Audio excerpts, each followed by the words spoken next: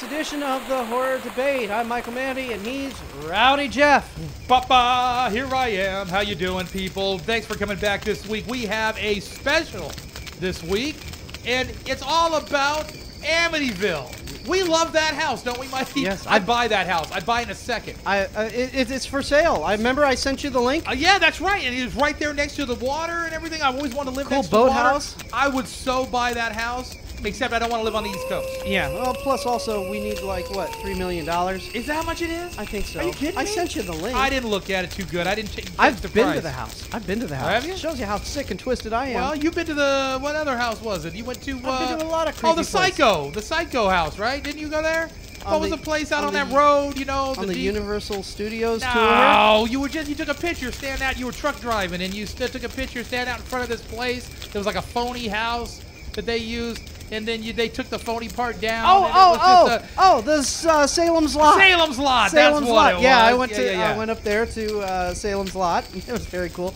But yeah, I forgot about that. Yeah. But obviously, I'm out here going well. Well, I go to all sorts of what we places. playing? Like, what's that game show where you got like $25,000 pyramid? When I went to USC down in Los Angeles on my first weekend, I drove up to the house where Charles Manson did his Roman Polanski's house. You know, on Nice. Cielo Drive. Nice. Where is this? I gotta go check it out. Yeah. You just stand there. Okay, Yeah. here I am. You know what? I love the premise of any haunted house film done right. Amityville 1, a classic with It was Brolin done and right. Kidder. Yeah, it was done right. done right.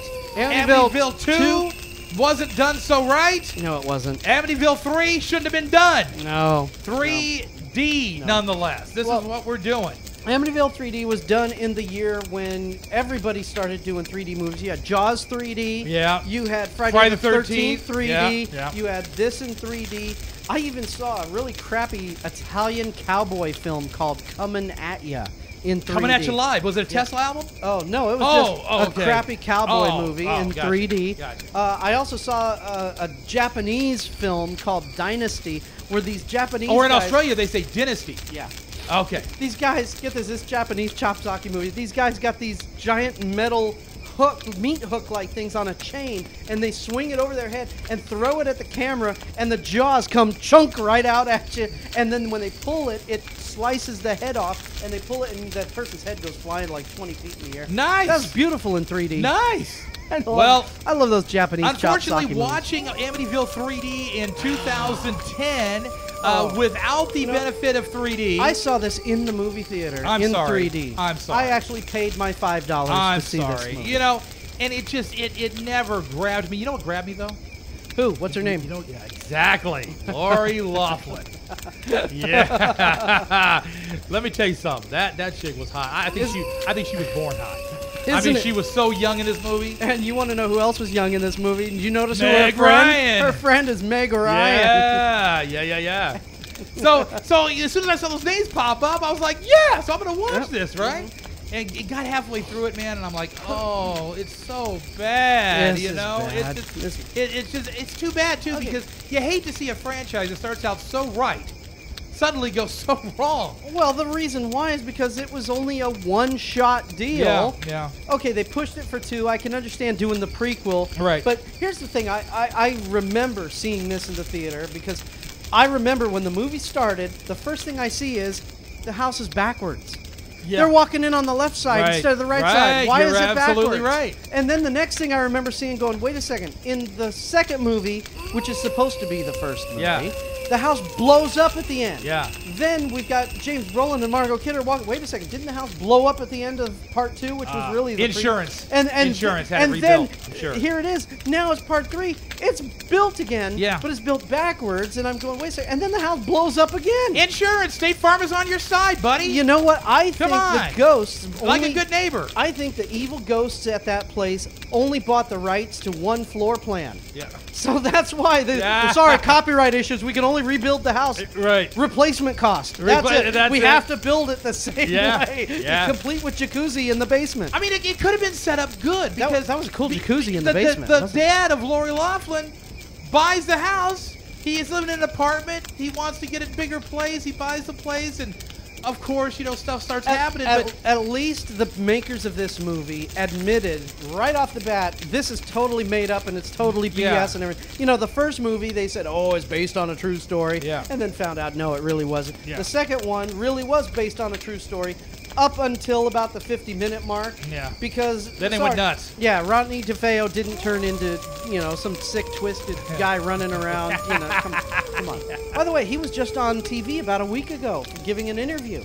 cool. It was really cool. All right. He's a twisted guy, man. So, but see, the thing is about this movie, Mike, is that it was supposed to be a horror movie. Am I correct? It was supposed to be, but There was no horror in this movie. this movie was like a made-for-TV Yeah. movie. I mean, it had made-for-TV type actors. Oh, yes. A I think lot- that dude, the father, he's been in made-for-TV movies before. Yeah. I'm pretty sure. Yeah, I know. I'm surprised Michael Landon didn't pop out with his big-ass straw hat. I don't know. I was just bummed. Yeah. I watched this with my kid. He was bored. Well, the other thing is the director of this film, a director can do so much to a film or take away so much to a film.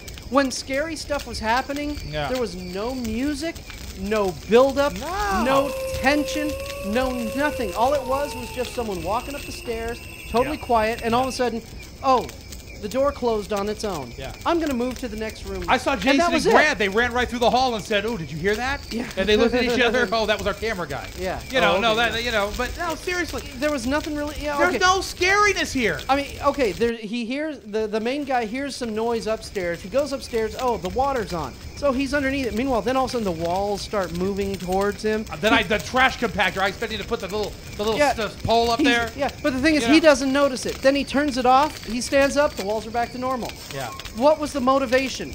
What was the You know what the my house motivation trying was? to do? You know what my motivation was? To see that fat guy, the owner of the house who was Uh-huh. selling it to him, fall through the floor down in the basement.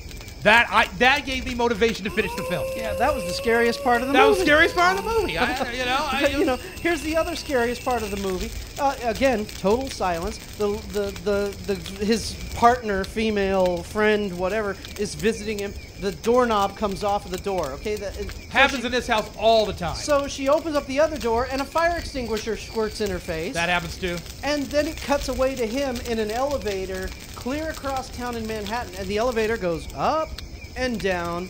Oh wow, that was really scary. Oh, that's right. When yeah, I remember that. And then he Yeah, and gets it's out like, and he goes, what's the point? "Oh, I was liable to be killed." Yeah. And that was it. But I mean, why was the house trying to off him in his building? He liked the house. And I know for a fact There was- that the wireless signal in that house in that year did not reach all the way over to that. Okay, no way. But I mean, the thing is, there was no tension. No. There was no build. No. I mean, okay, No. it was kind of creepy seeing Lori Loughlin all wet, walking It up the wasn't stairs. creepy. Yeah, it was. Yeah, it was because she looked at Mom and then kept walking. And Mom's Yeah. like, "What are you doing walking up the stairs?"